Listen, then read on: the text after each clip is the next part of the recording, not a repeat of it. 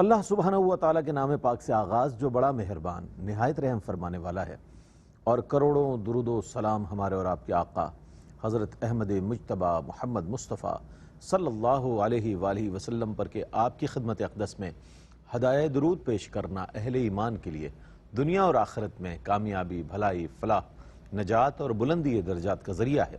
اللہم صلی علی سیدنا و مولانا محمد وعلی آل سیدنا و مولانا محمد مبارک وسلم۔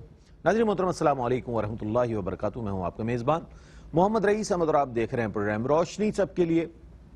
روشنی کا سلسلہ ایک ایسا سلسلہ ہے کہ ماشاءاللہ جاری و ساری رہتا ہے، اور ایک ایسا پروگرام ہے کہ جس میں مختلف متنوع موضوعات کے ساتھ ہم آپ کی خدمت میں حاضر ہوتے ہیں۔ ہمارا عزم یہی ہے، جذبہ یہی ہے، نیت یہی ہے کہ اصلاح معاشرہ ہو، قرآن و حدیث کی روشنی میں ہو، ہمیں کیا کرنا چاہیے بحیثیت مسلمان، ان امور کی طرف ہماری توجہ ہو۔ اور آج جو موضوع ہے ناظرین اتنا اہم موضوع ہے کہ جس کے حوالے سے قرآن کریم میں بارہا اللہ تعالیٰ نے ارشاد فرمایا اطیعوا اللہ اطیعوا اللہ، کئی مقامات پر ہم دیکھتے ہیں۔ تو آج اطاعت الہی موضوع ہے ہمارا، بہت بڑا موضوع ہے، اور اس کو صرف اس بات پر ہم یہ نہ سمجھیں کہ محض اطاعت الہی یہ ہے کہ ہم نے کلمہ پڑھ لیا مسلمان ہو گئے، کبھی نماز پڑھ لی تو پڑھ لی، روزہ رکھ لیا تو رکھ لیا، حج اللہ نے استطاعت دی تو کر لیا، زکوٰۃ اگر صاحب نصاب ہوئے تو دے دی، بس جناب ہماری اطاعت ہو گئی پوری۔ کیا اطاعت یہیں تک ہے، یا اطاعت کا مفہوم بہت وسیع ہے، اور اس وسعت کو کیا ہم سمجھ سکے ہیں؟ بحیثیت مسلمان ہمیں ان تمام چیزوں پر غور کرنا چاہیے کہ جب ہم اطاعت کی بات کرتے ہیں تو کیا اطاعت الہی ہماری ویسی ہے جو از روح قرآن و حدیث بیان کی گئی ہے، جس کا حکم آیا ہے، اس کے مفاہیم کی کیا ہمیں سمجھ ہے، اس کا ادراک ہے؟ پھر اس کے علاوہ ہم کمپیریٹیولی ہمیں بھی دیکھنا چاہیے کہ آیا مذہب اسلام میں جو اطاعت کے حوالے سے عبادات کا جو تصور ہے وہ دیگر مذاہب کے اگر کمپیریٹیولی ہم دیکھیں تو اس میں کیا فرق نظر آتا ہے؟ ان چیزوں پر غور و فکر کریں گے تو ہمارا تعلق قائم ہوگا اس دین کے ساتھ کہ جو سچا دین ہے، اور ادخلوا فی السلم کافہ فرمایا گیا، پورے داخل ہونے کے لیے حکم آیا ہے۔ ہم جزوی طور پر یہ سمجھتے ہیں کہ ہمارا نام مسلمانوں والا ہے، ہم الحمدللہ کلمہ گو ہیں، ہم نے اللہ کی جتنی ہماری ہمت تھی، ہم نے طاقت تھی، ہم نے اتنی عبادت کر لی، باقی اللہ معاف فرمانے والا ہے۔ یہ تمام چیزیں ہم اپنے آپ کو مطمئن کرنے کے لیے کرتے ہیں، لیکن اگر نبی علیہ السلام اور آپ علیہ السلام کے صحابہ اکرام رضوان اللہ تعالی علیہم اجمعین کی زندگیوں کو اگر دیکھیں، ان کے شب و روز کو دیکھیں، تو معلوم ہوتا ہے کہ اطاعت کے لیے ان کی جو مستعدی تھی وہ کس انداز کی تھی کہ ہمہ وقت وہ اللہ کی اطاعت میں اپنے شب و روز گزارتے تھے۔ تو آج انشاءاللہ اس حوالے سے بات کریں گے، بہت اہم موضوع ہے، اور یہ پوری سیریز الحمدللہ پیر منگل بدھ یعنی آج کل اور اس کے بعد آنے والا دن جو ہے، اسی سیریز پر ہم پروگرام کریں گے۔ آپ دیکھیے گا کہ جب یہ پروگرام اپنے مکمل ہونے کی طرف جائیں گے، تیسرا دن ہوگا، تو ایک کنکلوژن بھی ہم آپ کی خدمت میں پیش کریں گے کہ کس کس جہت پر، کس کس زاویے پر ہم نے بات کی، اور یہ کتنا اہم موضوع ہے جو اطاعت الہی کا موضوع ہے۔ اس پر ہم کلام کر رہے ہیں۔ آج ہمارے ساتھ موجود ہیں ممتاز و معروف عالم دین علامہ مفتی احسن نوید نیازی صاحب، ماشاءاللہ وقی مطالعہ رکھنے والی شخصیت ہیں، اور قرآن و حدیث اور تاریخ پر بہت عمدہ ماشاءاللہ آپ کی گرفت ہے، جس پر آپ کا مطالعہ ہے، گفتگو فرماتے ہیں۔ السلام علیکم ورحمۃ اللہ وبرکاتہ۔ وعلیکم السلام ورحمۃ اللہ وبرکاتہ۔ اور میرے بائیں جانب تشریف فرما ممتاز و معروف عالم دین علامہ مفتی سید زیغم علی گردیزی صاحب قبلہ تشریف فرما ہیں، اور دارالفتہ امجدیہ سے آپ کا تعلق، اور وہیں اپنے فرائض منصبی انجام دیتے ہیں، بہت عمدہ عالم دین ہے، تشریف فرمائیں۔ السلام علیکم ورحمۃ اللہ۔ وعلیکم السلام ورحمۃ اللہ۔ اچھا حضرت، میں وہیں سے آغاز کرتا ہوں جو سرنامہ کلام میں نے بات عرض کی کہ اگر ہم اطاعت الہی کے تناظر میں بات کریں تو قرآن و حدیث کی روشنی میں جو احکامات مل رہے ہیں وہ کیا ہے، میں چاہتا ہوں اس پر کچھ کلام فرمائیے۔ بسم اللہ الرحمن الرحیم، صلی اللہ علیہ حبیبہ سیدنا و مولانا محمد وعلی آلہ وصحبہ وبارک وسلم۔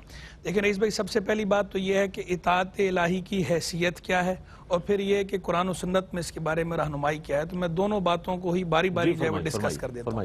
سب سے پہلی بات تو یہ ہے کہ دیکھیں اطاعت الہی کی شرعی حیثیت ہے فرض کی، کہ اطاعت الہی فرض ہے، اللہ رب العالمین جل وعلا کی اطاعت فرض ہے، لازم ہے، ہم نے کرنی ہے۔ اور دستور بھی یہ ہوتا ہے کہ دیکھیں کوئی اگر کہیں کام کرتا ہے، دنیاوی مثال دے رہا ہوں صرف سمجھانے کے لیے، یہ فقط سمجھانا ہے، اس کا اس سے تعلق حقیقی تعلق نہیں بنتا کہ وہ تو خالق کو مانے کے، سمجھانے کے لیے مثال ہمیشہ سمجھانے کے لیے ہوتی ہے، برابری بتانے کے لیے نہیں ہوتی۔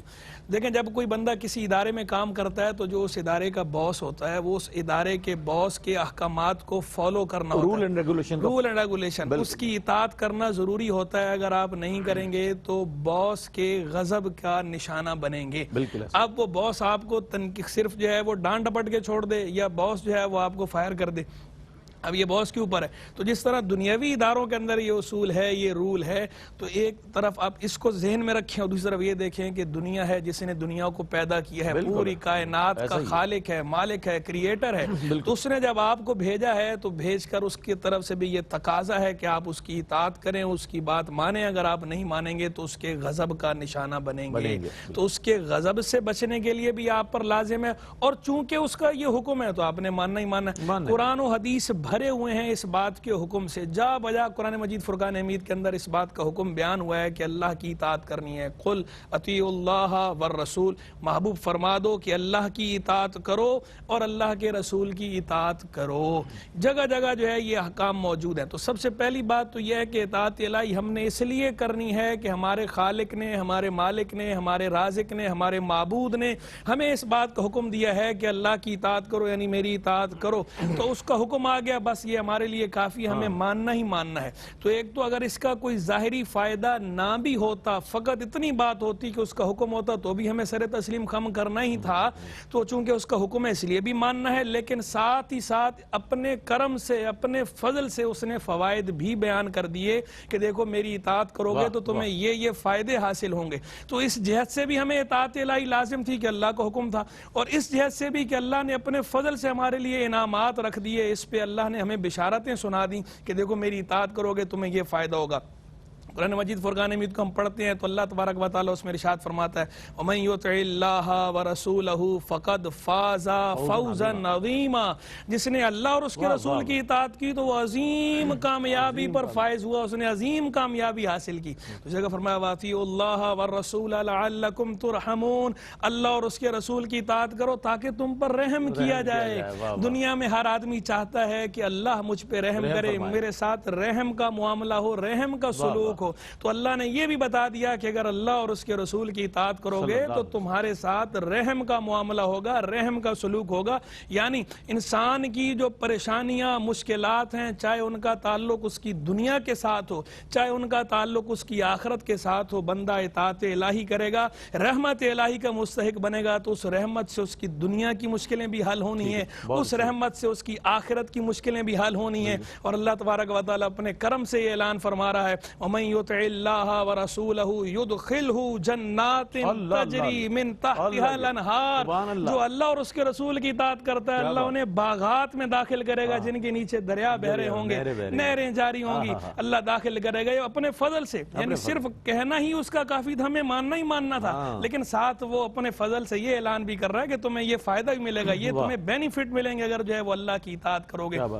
پھر فرماتا ہے وَمَن يُطِعِ اللَّهَ وَالرَّسُولَ فَأُولَٰئِكَ مَعَ الَّذِينَ أَنْعَمَ اللَّهُ عَلَيْهِم مِّنَ النَّبِيِّينَ وَالصِّدِّيقِينَ وَالشُّهَدَاءِ وَالصَّالِحِينَ وَحَسُنَ أُولَٰئِكَ رَفِيقًا. جو اللہ اور اس کے رسول کی اطاعت کرتا ہے تو یہ اطاعت کرنے والے کو اللہ رکھے گا ان لوگوں کے ساتھ کہ جن پہ اللہ نے اپنا انعام فرمایا ہے، اپنے خاص مقربین کے ساتھ رکھے گا، یعنی نبیین کے ساتھ، صدیقین کے ساتھ، شہداء کے ساتھ، صالحین کے ساتھ. وَحَسُنَ أُولَٰئِكَ رَفِيقًا. اور یہ کتنے ہی اچھے رفیق ہیں، کتنے ہی اچھے ساتھی ہیں، ہم نشین ہیں جن کے ساتھ صحبت کی جائے.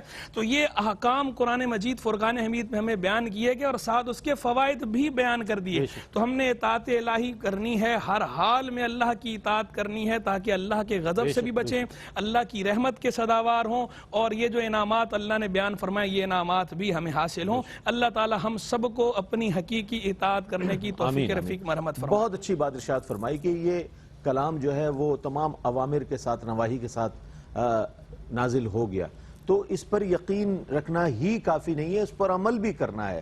ان تمام اگر سرکاری طور پر کوئی حکم نامہ آ جاتا ہے اور اس میں کوئی حکم آ جاتا ہے تو ہم الرٹ ہو جاتے ہیں، جناب کل سے اس طرح ہوگا، کل سے اس طرح ہونا ہے. جب وہ کتاب جو 1450 سال پہلے آ گئی ہے، تمام اوامر اور نواہی ہیں، اس کی بشارتیں بھی دے دی گئی ہیں، وعیدات بھی سامنے آ گئی ہیں، اس کے باوجود بھی ہم اس کی طرف سے صرف اتنا ہی رکھتے ہیں جناب اللہ کا کلام ہے، آخری کتاب ہے اللہ کی اور اس پر ایمان رکھنا کافی ہے. وہ ہے، لیکن وہ بھیجی کس لیے گئی ہے؟ عمل کرنے کے لیے بھیجی گئی ہے، سمجھنے کے لیے اور زندگی اس کے مطابق گزارنے کے لیے. اطاعت کے مفہوم کے حوالے سے میں جاننا چاہوں گا کہ اطاعت کا مفہوم اور اس کی حقیقت جو ہے، مفتی صاحب میں چاہتا ہوں اس پر کچھ روشنی ڈالیے گا۔ بسم اللہ الرحمن الرحیم، اللہم صلی علی محمد وعلی آل محمد وبارک وسلم۔ و شکریہ رئیس بھائی۔ اطاعت کا حکم قرآن کریم میں متعدد مقامات پر ارشاد فرمایا گیا، اور اس کا جو اصل مادہ ہے طوعن، اس کے ساتھ بھی 3 مرتبہ قرآن کریم میں مختلف مقامات پر اور اس کی ضد کے ساتھ بیان فرمایا گیا۔ یعنی طوعن کا مطلب اپنی رضامندی سے اور اپنی مرضی سے کسی کام کو کرنا، اللہ رب العالمین کے احکامات کی بجاوری کرنا، اور اس کے مقابلے میں کرہن کا لفظ قرآن کریم میں بیان فرمایا گیا کہ زبردستی اور فورس کے ذریعے کسی کو کسی کام پر آمادہ کرنا۔ قرآن کریم میں جہاں اللہ رب العالمین نے اپنی اطاعت کا حکم فرمایا، اسی کے ساتھ ساتھ آپ صلی اللہ تعالی علیہ وسلم کی اطاعت کا بھی متصلاً حکم فرمایا گیا۔ یعنی حضور کی اطاعت در حقیقت وہ اللہ رب العالمین ہی کی اطاعت ہے، اور اسی کو بھی قرآن کریم میں فرمایا گیا کہ وَمَن يُطِعِ اللَّهَ وَرَسُولَهُ فَقَدْ فَازَ فَوْزًا عَظِيمًا، یا دوسرے مقام پر فرمایا کہ وَمَن يُطِعِ الرَّسُولَ فَقَدْ أَطَاعَ اللَّهَ، کہ جس نے رسول کی اطاعت کی تو تحقیق اس نے اللہ رب العالمین کی اطاعت کی۔ یعنی اس میں آپ صلی اللہ تعالیٰ علیہ وآلہ وسلم کا ہر حکم وہ حکم خداوندی ہی ہے، اور قرآن کریم میں اس کی سند عطا فرما دی گئی کہ وَمَا يَنطِقُ عَنِ الْهَوَىٰ إِنْ هُوَ إِلَّا وَحْيٌ يُوحَىٰ، کہ حضور خود اپنی چاہت سے اور اپنی مرضی سے کوئی کلام نہیں فرماتے جب تک اللہ رب العالمین کی طرف سے وحی نہ کی جائے۔ اور پھر حضور کو ایک شارع کی حیثیت اللہ رب العالمین نے عطا فرمائی، یعنی قرآن کریم میں قوانین اور احکام بیان فرما دیے گئے، آپ صلی اللہ تعالی وسلم نے اس کی تشریحات بھی بیان فرمائی، اور اپنی طرف سے بھی اس دین کے جو قوانین ہیں آپ صلی اللہ تعالی وسلم نے وہ وضع فرمائے۔ یہ حضور کو اللہ رب العالمین نے خود قرآن کریم میں اختیار عطا فرمایا کہ وَيُحِلُّ لَهُمُ الطَّيِّبَاتِ وَيُحَرِّمُ عَلَيْهِمُ الْخَبَائِثَ، پھر دوسرے مقام پر فرمایا کہ وَمَا آتَاكُمُ الرَّسُولُ فَخُذُوهُ وَمَا نَهَاكُمْ عَنْهُ فَانتَهُوا، یعنی یہ نبی اس شان والے ہیں کہ تمہارے لیے پاکیزہ چیزوں کو حلال فرماتے ہیں، جو نجس چیزیں ہیں، ناپاک چیزیں ہیں، اس کو تمہارے لیے حرام فرماتے ہیں، اور جو یہ تمہیں عطا فرمائے وَمَا آتَاكُمُ الرَّسُولُ فَخُذُوهُ، تم اس کو لے لو۔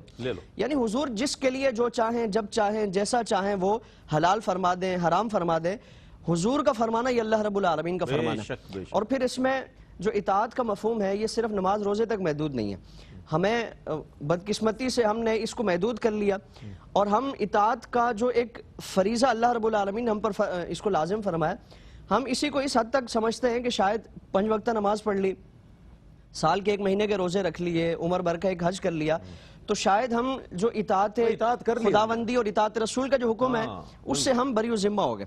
اللہ رب العالمین نے بحیثیت مسلم زندگی کے تمام شعبہ جات میں اور زندگی کے تمام پہلوؤں پر اطاعت کا ایک وسیع مفہوم رکھا ہے۔ اچھا، اگر آپ اجازت دیں تو ایک میں بریک لے لیتا ہوں۔ آپ بہت اچھے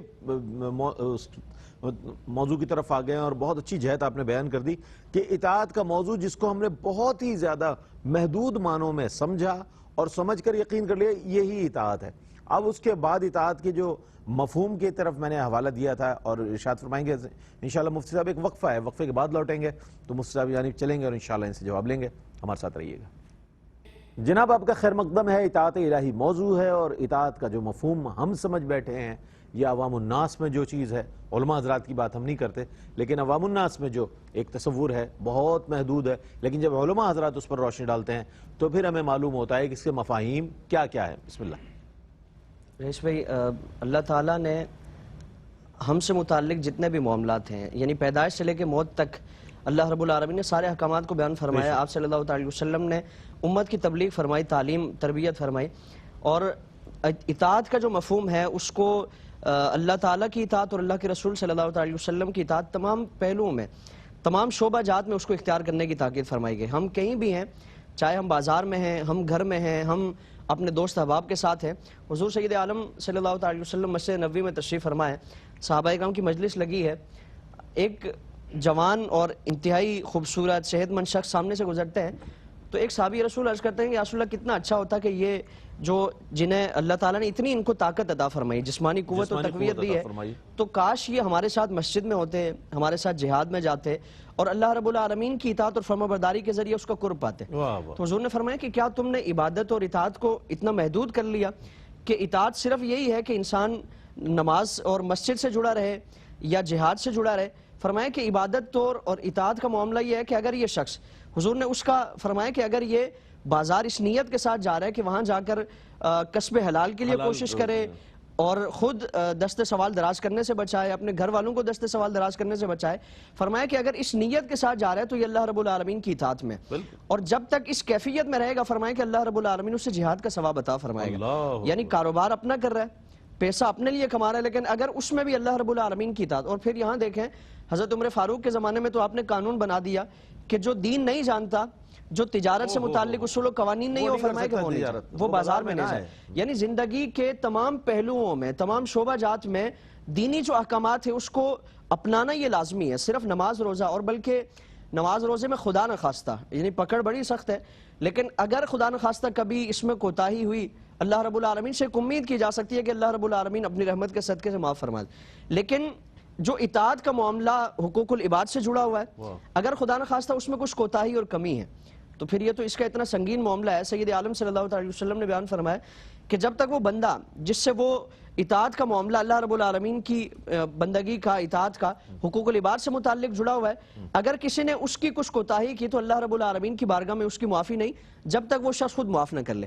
تو اطاعت کا معاملہ اور اطاعت کا جو مفہوم ہے صرف نماز روزے کی حد تک نہیں ہے، زندگی کے تمام پہلوؤں میں پھیلا ہوا ہے. اس کو سمجھنا ضروری ہے، اور اس میں اگر کوتاہی ہوئی تو یقیناً اللہ رب العالمین کی بارگاہ سے بڑی سرزنش ہے اور بچنا اس کا مشکل ہے. بہت عمدہ. اطاعت الہی جو ہے وہ حقوق اللہ پر بھی، حقوق اللہ میں بھی ہے، حقوق العباد کے حوالے سے بھی. ہمیں اطاعت تو اللہ ہی کی کرنی ہے، اس کے حکم ہی کی کرنی ہے. جہاں دیکھیں اتنی ہمیں احکامات نظر آتے ہیں، اتنی زیادہ اس پر تاکید نظر آتی ہے، وہیں ثمرات بھی تو دیکھیں کیسے کیسے نظر آتے ہیں.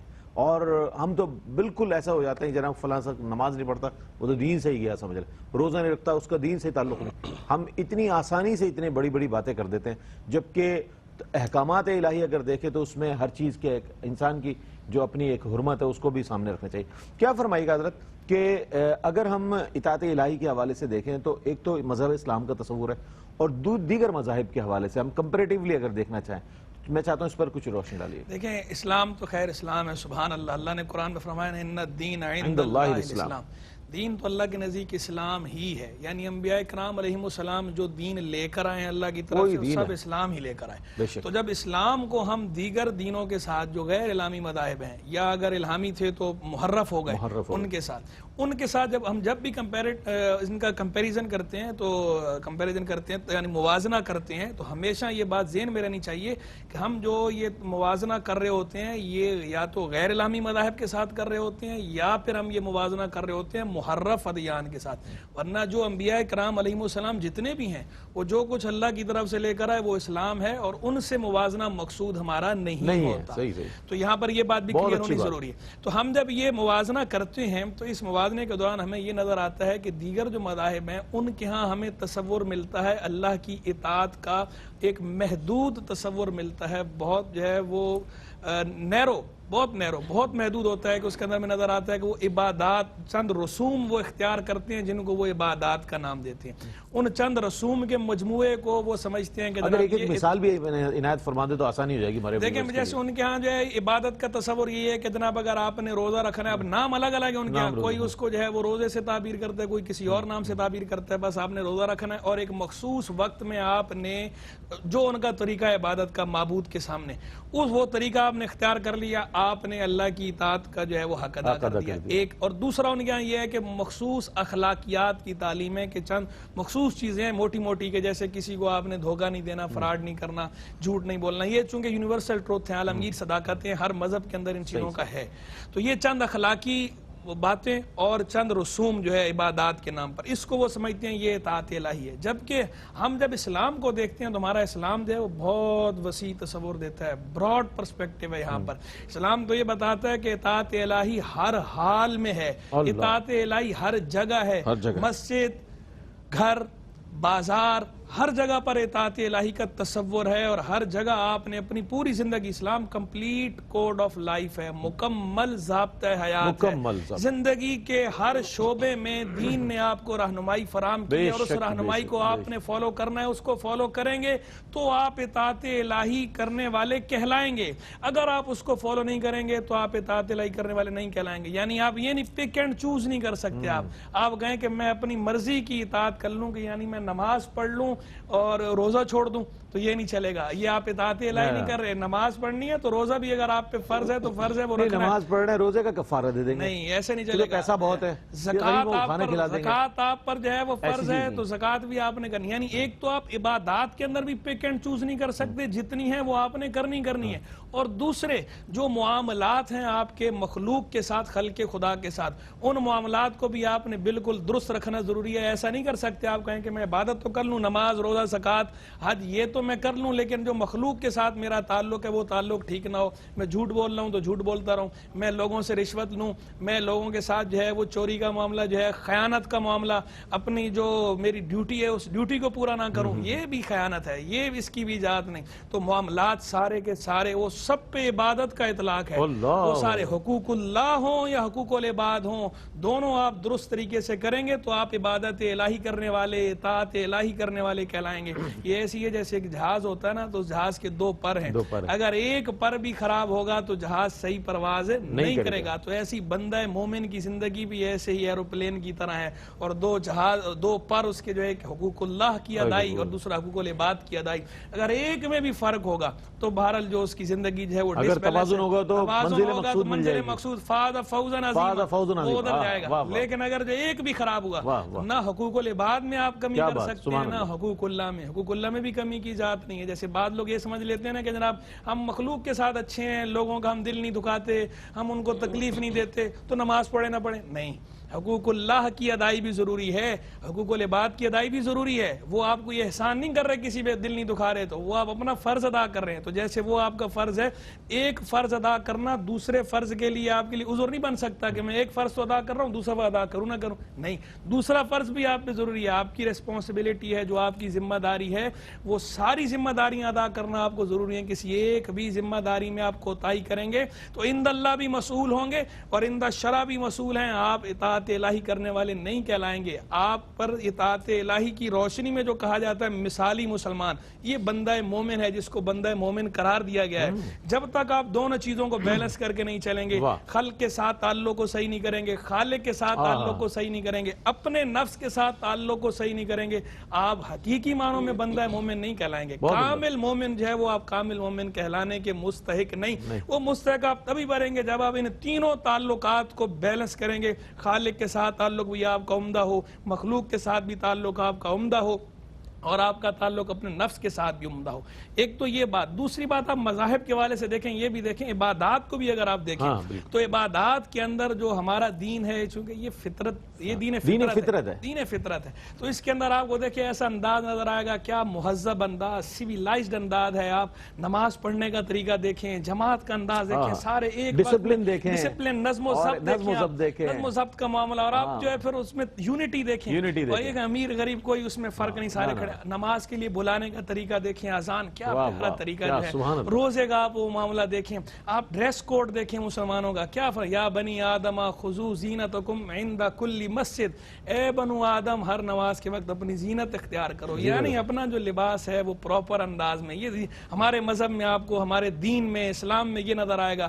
دیگر جگہوں پر آپ کو کئی جگہوں پر بے احتیاطیاں نظر آئیں گی. اگر آپ ان کے جو مروجہ انداز ہیں ان کو دیکھیں گے اور ہمارے دین اسلام کے عبادات کے انداز کو دیکھیں گے, فرق صاف واضح ہوگا. آپ کا دل کھینچے گا اس طرف, آپ کو خود کشش محسوس ہوگی, اٹریکشن ہوگی کہ کیا پیارا انداز ہے ان کا. سیم سمپل ایسی حج کا موقع دیکھ لیں, وہاں پر یونٹی کیا جو ہے, منظم انداز میں, سارے کے سارے ایک انداز میں. اور وہ منظر جو ہے اگر اس کو اس طرح کیپچر کیا جائے, اور جیسے ویڈیوز وغیرہ اس کی آتی میں چلتی ہیں, کیا دل لبھانے والا, دل کو بھانے والا, دلکش انداز ہوتا ہے. اس کو دیکھ کر کسی کو گھن محسوس نہیں ہوتی, اس کو دیکھ کر کسی کو یہ نہیں لگتا کہ یار یہ ہم نہیں کر سکتے. جبکہ دیگر جگہوں پر آپ کو ایسے بہت سے مظاہر نظر آئیں گے کہ وہاں آپ ان کے انداز دیکھیں گے تو آپ فطرت سلیمہ جو ہے, ذوق سلیم, طبع سلیم اس سے ابا کرتا ہے.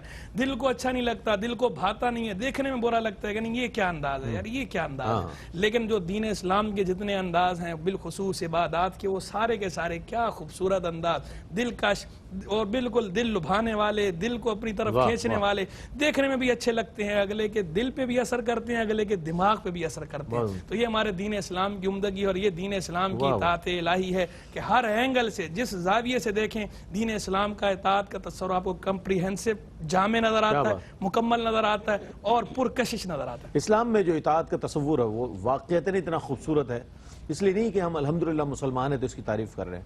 آپ اگر اس کو دیگر مذاہب کے تناظر میں بھی دیکھیں گے تو ایک ڈسپلن, ایک وقار نظر آئے گا. یہ لفظ وقار جو ہے نا, یہ میں نے خاص طور پر استعمال کیا. آپ نماز میں دیکھیں, حج میں دیکھیں, روزہ کے معاملات میں دیکھیں. اس پہ یہ وقار کی بات بھی مجھے یاد ہے. وقار کا آپ نے کہا نا, باقاعدہ فقہا نے حکم دیا ہے کہ جب مسجد کے لیے جائیں تو مسجد میں تو دوڑنا منع ہے ہی. مسجد جماعت کے لیے جا رہے ہیں, راستے میں وقار کے ساتھ چلیں, دوڑنے کو منع کیا. بالکل ایگزیکٹ, دوڑنے کو منع کیا. یہی بات. تو یعنی جب آپ عبادت کے لیے جا رہے ہیں, بھی عبادت کا آغاز نہیں کیا, وقار آپ کا اسلام کا نظر آئے کہ اسلامی تعلیمات کے ساتھ آپ آگے جا رہے ہیں, اطاعت الہی کے لیے آگے جا رہے ہیں, عبادت الہی کے لیے جا رہے ہیں. تو یہ ایک وقار جو ہے نا اسلام کا, وہ ہمیں ہر عبادت میں نظر آئے گا. اور یہی اطاعت سکھاتی ہے ہمیں کہ ہمیں کس طرح ایک باوقار مسلمان نظر آنا چاہیے. ایک مختصر سا وقفہ ہے, وقفے کے بعد لوٹتے ہیں. مجھے امید ہے آپ کا اور ہمارے ساتھ رہے گا. جناب اطاعت الہی موضوع ہے اور مفتی صاحب نے بہت ہی کمال انداز میں بیان فرمایا. کمپیریٹیو اگر ہم اس کو تجزیہ کریں تو بہت ساری چیزیں ہمارے سامنے اسلام کی خصوصیات اور اطاعت الہی کے حوالے سے آ جاتی ہے. میں اپنی ذاتی مشاہدے کے حوالے سے بھی بات کروں گا. دوران گفتگو ایک بہت عمدہ بات ارشاد فرمائی آپ نے کہ نماز کے لیے بھی جائیں تو اس کے لیے ایک زینت اختیار کریں لباس کے حوالے سے. ہم ہی دیکھتے ہیں فجر کی نماز میں بطور خاص, عصر کی نماز میں اور مغرب میں جب جماعت ہوتی ہے تو چونکہ لوگ واک کر رہے ہوتے ہیں, لوگ بہت ایزی ہو کے, کسی نے کوارٹر پہنا ہوا ہے, کسی نے ٹی شرٹ پہنی ہوئی ہے, پسینے سے شرابور ہیں, اس پر نہ جانے کس کس قسم کے عکس بنے ہوئے ہیں, اسی کے ساتھ نماز پڑھ رہے ہیں. اور کس بارگاہ میں آپ حاضر ہیں اس کا آپ کو بالکل شعور نہیں ہے, یا لاشعوری طور پر اگر کوئی کام ہو رہا ہے تو اس کو احتیاط کریں, چونکہ آپ اللہ کی بارگاہ میں حاضر ہو رہے ہیں اور اللہ کے لیے آپ اپنی جبین نیاز جھکا رہے ہیں. تو اس کی عبادت اور اس کو سبحان ربی الاعلیٰ کہنا ہے آپ کو.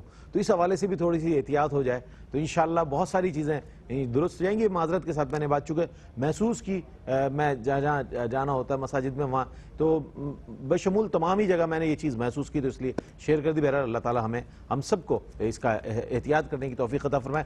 اچھا, اطاعت الہی میں خواہشات کا دخل یا خالص اطاعت, کیا فرمائیے گا اس حوالے سے؟ بسم اللہ الرحمن الرحیم. رئیس پہ سب سے پہلے تو ہمیں یہ پیش نظر رکھنا چاہیے کہ ہم اللہ رب العالمین کے بندے ہیں, نفس کے بندے نہیں ہیں. اور ہماری زندگی سے جڑا ہوا ہر کام اس کو اللہ رب العالمین کے احکامات کی روشنی میں وہ کرنا ہے, چاہے وہ ہمارے اپنے معاملات ہیں, نجی معاملات ہیں, گھریلو معاملات ہیں, یا ہمارے اجتماعی معاملات ہیں. یعنی جو عبادات سے ہٹ کر ہماری زندگی کے جو اپنے معاملات ہیں وہ اس میں بھی اللہ رب العالمین کی طرف سے جو تاکیدات ہیں, جو قوانین قرآن و سنت میں بیان فرمائے گئے, وہ پیش نظر رہنا چاہیے. نفس کی خواہشات وہ اسی وقت تک اس کی شرعن اجازت ہے جب وہ دین سے نہ ٹکراتی ہوں. یعنی ہم اگر اپنے جملہ معاملات میں دیکھیں, شادی بیاہ کے معاملات ہوں, اگر اس میں ہمارا نفس ایسی ڈیمانڈ کرتا ہے, ایسی خواہشات کرتا ہے جو دین سے ٹکراتی ہیں, تو اس کی قطعاً کوئی اجازت نہیں دی جائے گی. اور اس کو جو اپنی نفسانی خواہشات کے پیچھے وہ چلتے رہتے ہیں, قرآن کریم میں اتنی سخت اس کی وعید بیان فرمائی گئی کہ اگر کوئی شخص دینی جو تعلیمات ہیں, احکامات ہیں, اس کو بالائے طاق رکھتے ہوئے نفس کے پیچھے بھاگتا رہتا ہے, تو ایک وقت ایسا آتا ہے کہ اللہ رب العالمین اسے ہدایت دیکھنے, سننے, ہدایت پر عمل کرنے, اس سے بالکل بہرا فرما دیتا ہے. قرآن کریم میں اسی سے متعلق فرمایا کہ افرائیتا من اتخذ الہ ہواہ, کہ کیا آپ نے دیکھا ہے ایسے شخص کو کہ جس نے اپنی خواہشات کو اپنا معبود بنا لیا. یعنی معبود, صرف معبود کے حکم کے مطابق اس نے اپنی جملہ جو معمولات ہیں, جو مصروفیات ہیں وہ کرنی تھی, لیکن یہاں اس نے اللہ رب العالمین جو معبود برحق ہے, حقیقی ہے, اس کے مقابلے میں اپنی خواہشات کو بنا لیا. اپنی خواہشات کو معبود بنا کر اس کے تابع وہ چلنے لگا, اس کے پیچھے چلنے لگا.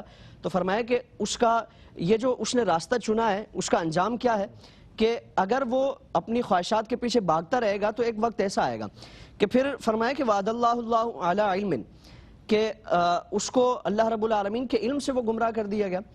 تو فرمایا کہ اللہ تعالیٰ اس کے کانوں پر, اس کے سماعتوں پر, اس کی آنکھوں پر وہ مہر لگا دے گا, اور اس کی آنکھوں پر اللہ رب العالمین پردے ڈال دے گا. یعنی ایک وقت ایسا آتا ہے کہ وہ ہدایت دیکھنے سے معذور ہو جاتا ہے, ہدایت دیکھنے سے محروم ہو جاتا ہے, ہدایت سننے سے محروم ہو جاتا ہے. اللہ رب العالمین اس کی سماعتوں پر پہرے ڈال دیتا ہے, اس کی آنکھوں پر پہرے ڈال دیے جاتے ہیں کہ اب اس کو کوئی اچھی چیز وہ دکھائی نہیں دیتی. تو کوئی بھی عمل ہو, چاہے وہ ہماری نجی مصروفیات ہیں, ہمارے خاندانی معاملات ہیں, گھریلو معاملات ہیں, کسی بھی چیز سے متعلق اللہ رب العالمین کا حکم وہ پیش نظر رہنا چاہیے کہ یہ اگر میں نے کام کرنا ہے, بچوں کی شادیاں کرانی ہیں، بچوں کے رشتے طے کرنے ہیں، تو اس میں دین مجھے کیا کہتا ہے؟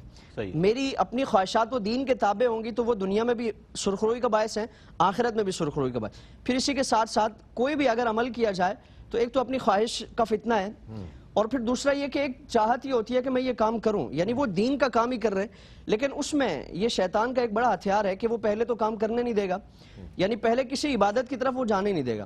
لیکن اگر انسان کسی عبادت کی طرف چلا گیا تو اس میں ریاکاری کا ایک جذبہ اور ریاکاری کا ایک جو فتنہ ہے وہ پیدا کرنے کی کوشش کرے گا کہ اس کام کو اچھا بناؤ اور سنوار کے کیا جائے تاکہ معاشرے میں اس کی دھوم مچ جائے۔ اور پھر اس کا انجام کیا؟ حضور نے اس کو فرمایا کہ یہ شرک اصغر ہے، یعنی اعمال کا جو ایک بدلے کا معاملہ ہے، جزا کا معاملہ ہے، وہ اللہ کے لیے اس کی ایک چاہت ہونی چاہیے تھی، نیت ہونی چاہیے تھی کہ میں یہ عمل کروں گا، اللہ رب العالمین اس کا جزا عطا فرمائے گا، اس کا بدلہ عطا فرمائے گا۔ لیکن یہاں فرمایا کہ مخلوق سے اس نے یہ چیز وابستہ کر لی حضور کی بارگاہ میں، اور اس کو شرک اصغر قرار دیا گیا۔ حضور ایک غزوے میں حاضر ہیں، آپ نے دیکھا کہ ایک شخص ہے جو انتہائی جواں مردی کے ساتھ لڑ رہا ہے، انتہائی بہادری کے ساتھ لڑ رہا ہے۔ صحابہ کرام اس کی بہادری اور جواں مردی پر عرش کر اٹھتے ہیں اور عرش کہ رسول اللہ اس نے تو اپنے لیے جنت خرید لی۔ اب حضور نے فرمایا کہ یہ جہنمی ہے۔ اب صحابہ کرام ایک عجیب مخمسے کا شکار ہیں کہ ہم یعنی کیسے یہ جہنمی ہو سکتا ہے کہ اتنا اپنی جان ہتھیلی پر رکھ کے یہ کفار سے مقابلہ کر رہا ہے۔ لیکن حضور کا فرمان تو دنیا کا نظام درم برم ہو سکتا ہے، حضور کے فرمان میں کوئی وہ تبدیلی نہیں ہو سکتی یا حقیقت کے خلاف نہیں ہو سکتا۔ اب جنگ ختم ہوئی، صحابہ کرام کو ایک تجسس ہے کہ ہم دیکھیں وہ شخص کہاں ہے۔ اب اس کی لاش کو ڈھونڈتے ڈھونڈتے پہنچے تو اس نے اپنے سینے میں چھرا گھونپا ہوا تھا، یعنی خودکشی۔ آخری اس کا انجام کیا ہے کہ خودکشی کر کے اس نے وہ اپنے آپ کو اپنی جان لے لی۔ تو حضور کی بارگاہ میں عرض کیا رسول اللہ اس نے اپنی جان اس کیفیت میں لی ہے؟ تو فرمایا کہ وہ جو یہ جواں مردی کے ساتھ لڑ رہا تھا اس کی چاہت یہ تھی کہ لوگ میری بہادری، میری شجاعت اور میری دلیری پر میری واہ واہ کریں، داد و تحسین دی جائے اور میری شہرت ہو، میرا چرچا ہو۔ تو فرمایا کہ یہ شرک اصغر ہے، یعنی عمل میں اگر اخلاص نہ ہو تو وہ اس پھل کی طرح ہے جس میں کوئی چھلکا نہیں ہے۔ ان چھلکے وہ نہ پھل چھلکے کے بغیر کو اس کی کوئی حیثیت ہے اور نہ خالی چھلکا اس کی کوئی حیثیت ہے۔ دونوں اگر ایک ساتھ ہیں تو پھر وہ پھل کی بھی حفاظت رہتی ہے اور اس کا ایک جو لطف ہے، اس کی ایک جو طاقت و تقویت ہے وہ ہمیں جسمانی طور پر بھی تقویت بخشتی ہے اور دیکھنے میں بھی ہمیں فرد بخشتی ہے۔ تو عمل کا اخلاص سے اور خواہشات نفس سے ہٹ کر ہونا چاہیے، تبھی اللہ رب العالمین کی بارگاہ میں وہ عمل دنیا اور آخرت میں ہماری سرخروئی کا باعث بنے گا۔ اطاعت الہی میں اگر کوئی چیز بہت زیادہ ریاکاری ہم دیکھنے میں آتی ہے کہ نماز اس لیے پڑھی جائے کہ لوگ نمازی سمجھیں، روزہ اس لیے رکھا جائے، لوگ کہیں بھائی بڑا روزے دار شخص ہے، حج اس لیے کر لیا ہے، لوگ حاجی کہیں، زکوٰۃ اس لیے دیا ہے، جناب بڑا صاحب ثروت ہے، بڑے اچھے انداز میں زکوٰۃ دیتا ہے، یا دینی حوالے سے بھی اگر ہم دیکھیں کہ اس طرح کی محفل سجا لی جائے، بڑا پیسہ خرچ کرتے ہیں، جناب بڑے عاشق رسول ہیں۔ یہ تمام چیزیں اگر پیش نظر ریاکاری ہے اور اپنی شہرت یا اپنا خواہشات نفسی سامنے ہے اور خواہشات کو سامنے رکھتے ہوئے یہ کام کیا جا رہا ہے، تو اس عمل کا تو کوئی اس کو اجر ملے گا یا نہیں ملے گا تو اللہ بہتر جانتا ہے، لیکن بظاہر اس کا عمل ضائع ہوتا ہوا نظر آتا ہے۔ کیا فرمائیے گا؟ میں چاہتا ہوں چونکہ اطاعت الہی کے حوالے سے بات ہو رہی ہے تو اس کے مظاہر کیا کیا ہیں، کچھ اس پر کچھ کلام لیکن اس میں اطاعت الہی کے مظاہر تو بہت سارے، آپ عبادات تو ہیں ہی ہیں، عبادات کے علاوہ جتنے بھی آپ کے معاملات ہیں، عبادات ہوں یا معاملات ہوں، سب کو اگر آپ جو ہے وہ صفائی ستھرائی کے ساتھ کریں گے، نظم و ضبط کے ساتھ کریں گے، اچھے انداز میں کریں گے، بیسٹ کرنے کی کوشش کریں گے، اپنی طرف سے اپنا بیسٹ کریں گے، تو یہ سب بھی اطاعت الہی کے مظاہر ہیں۔ اور مخلوق کو ضرر سے بچانے کی کوشش کریں گے، یہ بھی اطاعت الہی کے مظاہر میں سے ہے۔ بلکہ جو ایمان کے شعبے بیان کیے گئے ان شعبوں کے اندر سب سے ادنا شعبہ اس کو بیان کیا گیا ہے، ماطۃ الاذی عن الطریق، راستے سے تکلیف دہ چیز کو ہٹانا، دور کرنا۔ تو اب ہم غور کر لیں کہ ہم آیا اس پر عمل کرتے ہیں یا نہیں کرتے۔ اگر ہم راستے کے اندر جو ہے وہ تکلیف دہ چیزیں خود ڈال رہے ہیں، ہم ریپرز ڈال رہے ہیں، فروٹ کے چھلکے ڈال رہے ہیں، مخلوق کو تکلیف پہنچا رہے ہیں، وہاں سے بدبو اٹھ رہی ہے، اگلوں کے سلپ ہونے کا خدشہ ہے، تو یہ چیزیں وہ ہیں کہ جو اطاعت الہی کرنے والے کو زیب نہیں دیتی۔ جو ان چیزوں سے بچتا ہے وہ اطاعت الہی والا کہلائے گا۔ جو یہ کام کر رہا ہے، یہ غلط کام کر رہا ہے، یہ بھی غلط ہے، یہ عبادت کے اور اطاعت کے تصور کے بالکل خلاف ہے، اس کے منافی ہے۔ اسی طرح آپ کے پاس گاڑی ہے، رات کا ٹائم ہے، آپ گھر آئے ہیں اپنے، آپ اپنا ہارن اتنے زور سے بجا رہے ہیں، اتنی زور سے بجا رہے ہیں کہ قریب جو پڑوسی ہیں ان کی نیند میں خلل آ رہا ہے، کوئی بیمار ہے، کوئی مریض ہے، کوئی سویا ہوا ہے، خلل آپ زور زور سے بجائے جا رہے ہیں، زور سے بجائے جا رہے ہیں. تو یہ جو آپ کا زور سے ہارن بجانا ہے یہ بھی جو ہے یہ اطاعت الہی کے خلاف ہے. تو اس لیے آپ اس کو بھی اپنے طرز عمل کو ٹھیک کریں. آپ جو ہے وہ بس کے اندر سفر کر رہے ہیں، آپ نے کسی جو ہے وہ ضعیف کو دیکھا، بزرگ کو دیکھا، اس کے لیے آپ نے اپنی سیٹ چھوڑ دی. بابا جی ذرا پیچھے ہو کر کھڑے ہو جاؤ. یہ تو غلط عمل ہے. آپ کو چاہیے کہ آپ اپنی سیٹ چھوڑ کے اس کو اگر سیٹ دیتے ہیں، بٹھاتے ہیں، یہ ایثار ہے اور یہ احترام ہے. دونوں ہی اطاعت الہی کا مظہر ہے، ایثار بھی اور بزرگوں کا، بڑوں کا احترام بھی. تو آپ کو یہ بھی ملحوظ رکھنا ہے. تو الغرض آپ جہاں جہاں آپ کا تعلق ہے کسی بھی سطح کا، اس تعلق کو آپ نے صحیح رکھنا ہے اور اس کے اندر جو ہے آپ نے نظم و ضبط کا خیال رکھنا ہے. اپنے ہر کام میں نظم و ضبط کا، حسن کا لحاظ کرنا ہے، جمال کے پہلو کو ملحوظ رکھنا ہے. ان اللہ جمیل یحب الجمال، اللہ جمیل ہے، جمال کو پسند کرتا ہے. تو ہر کام میں آپ کے جو ہے وہ جمالیات کا ذوق جو ہے یہ بھی ظاہر ہونا چاہیے. یہ بھی اطاعت الہی کے مظاہر میں سے. اچھا حضرت، اطاعت الہی موضوع تو بہت بڑا ہے، اس کی ضرورت کتنی ہے فی زمانہ؟ مختصر الفاظ میں پیغام دے دیجیے گا. انتہائی ہماری زندگی کے تمام پہلوؤں میں ہمیں اصلاح کرنے کی ضرورت ہے، اور بالخصوص ہمارے دین سے متعلق جو جڑے ہوئے معاملات ہیں اس میں اطاعت الہی اور اطاعت رسول صلی اللہ علیہ وسلم کا جو اس سے تعلق ہونا چاہیے وہ پیش نظر نہ ہونے کی وجہ سے بے شمار ہمارے دینی معاملات میں خرابی ہمیں نظر آتی ہے. بالخصوص ہمارا جو محافل کا ایک جو سلسلہ ہے، اور ایک دعویٰ یہ ہوتا ہے ہمارا، اور مقصد بھی یقیناً یہی ہوتا ہے کہ اللہ کی رضا ہو، اللہ کے رسول صلی اللہ علیہ وسلم کی رضا ہو. لیکن اس میں اللہ اور اس کے رسول کی رضا سے اور اطاعت سے جڑے ہوئے کتنے ہم کام کرتے ہیں. ہمیں اللہ کی اور اللہ کی رسول کی رضا کس قدر ہمارے پیش نظر ہوتی ہے. باقی چیزیں اس میں لائٹنگ کیسی ہو، اس میں یعنی ایک علاقے میں دھوم مچ جائے، دنیاوی مادی تمام اشیاء اس میں موجود ہوتی ہے. اور پھر اس میں ایک اور چیز پیش نظر رہنی چاہیے، یعنی وہاں جو گفتگو کرنے والے ہوں گے، جو کلام پڑھنے والے ہوں گے، اگر وہ دل سے پڑھیں گے تو دل پہ لگے گی. لیکن اگر وہ مادی اشیاء سے متعلق یا کسی صاحب کی توجہ حاصل کرنے کے لیے اگر وہ اس طرح کا کلام کیا جائے گا، گفتگو، یا بلکہ حضور کی نعت بھی دوسروں کا ایک توجہ حاصل کرنے کے لیے وہ کلام پڑھے جاتے ہیں کہ ان صاحب کو یہ کلام اچھا لگتا ہے، اس پہ ان کی توجہ مالی اور دوسری توجہ حاصل ہوگی تو یہ کلام پڑھ لیا جائے تاکہ ہمیں توجہ حاصل. اچھا، اس پر مزید کلام کریں. بہت شکریہ ادا کروں گا جناب مفتی صاحب آپ کی تشریف آوری کا بہت شکریہ. بہت بڑا موضوع ہے، اس میں اطاعت کے حوالے سے پیغامات بھی ہیں قرآن حکیم کے اور احادیث رسول کے. ہماری حقوق العباد اور حقوق اللہ اور حقوق العباد کے حوالے سے جو ہماری ذمہ داریاں ہیں بحیثیت مسلمان، انشاءاللہ اس کو بھی شامل کریں گے. مقصد یہ ہے کہ وہ خالص جو اطاعت ہے اس کی طرف ہم بڑھ جائیں اور دین سے جو ہماری دوری ہے وہ ختم ہو کر دین سے قریب ہو جائیں، قرآن سے قریب ہو جائیں اور اس کے احکامات سے قریب ہو جائیں. اور انشاءاللہ اس کے بعد کل جب حاضر ہوں گے تو کل بھی یہی موضوع اور اس سے اگلے دن بھی انشاءاللہ اسی موضوع کے ساتھ ہم آپ کے خدمت میں حاضر ہوں گے. کل تک کے لیے اپنے میزبان محمد رئیس احمد کی اجازت دیجیے. اللہ حافظ.